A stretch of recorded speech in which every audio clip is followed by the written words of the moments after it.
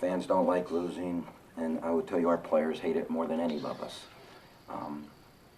But this is a process. It's going to be a process, and we're going to stick with what we're doing and our principles, and we're going to get better. And I thought we really got better tonight. We played a very good team, right down to the wire. You know, what got us tonight was the free throws. And at home, I don't think you should. Going into overtime, we were 13 of 26. Should have never been overtime. And they shot 80% from the line. We ended up 60, but we were 50th in the regulation. As much as we battled, as well as we played in the second half, that's what ultimately got us. I was really pleased with the defensive adjustments that we made. And we actually, for the first time this year, we were able to follow through on the adjustments, understand them, and execute them. So there was a lot of good. The bad was, you know, we didn't start to either overtime very well. We let some good players get loose and get a shot. And then we didn't, when push came to shove, there were some critical rebounds, a free throw that they got a rebound on. And then obviously 80 to 79 with a minute something to go in the second overtime. We get the miss and they get a uncontested putback. We had a guy standing and watching instead of checking out. And that's, you know, that's the difference between winning and losing. And sometimes you got to get punched in the stomach to remember what it feels like. And that's what happened tonight. Open it up for questions for the players, Felder and Petros. Corey, they shot almost 70% in the first half, then 27% in the second half. Kind of what adjustments did you guys make defensively in the second half? We changed screens. You know, the biggest thing, we just came out harder. That's what it really came down to. You know, I think the first half they're making good shots. We let them wide open threes a lot of times, and the second half we kind of shut that down. They were missing the shots they made the first half, and I thought we just played a lot more intensity the second half.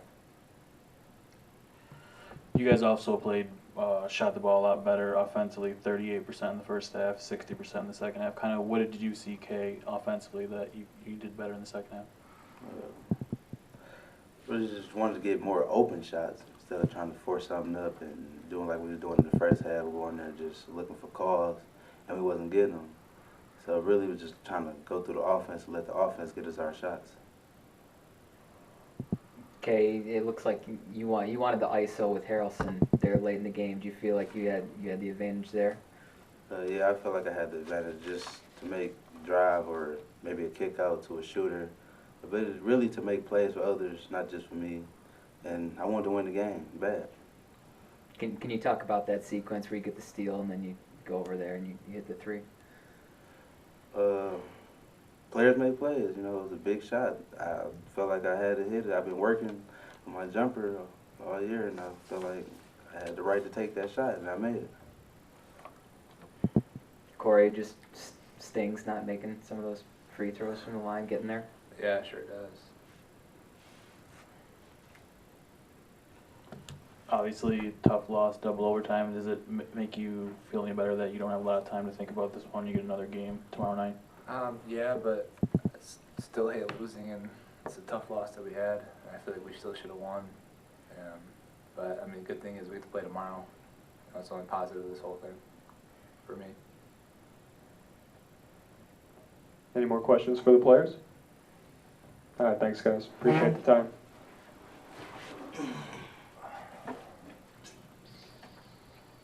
We will now open up questions for Coach Kampe.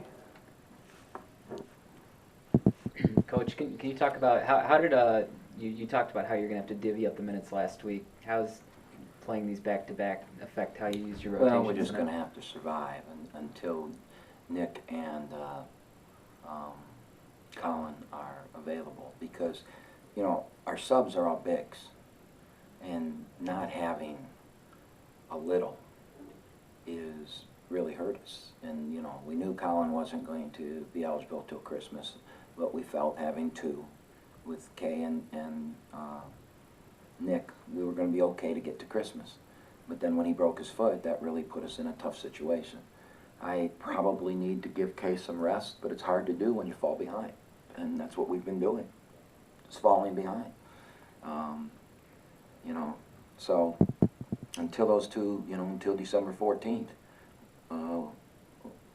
we're just going to have to battle through it. We're going to have to play a lot of minutes this week and just see how it goes.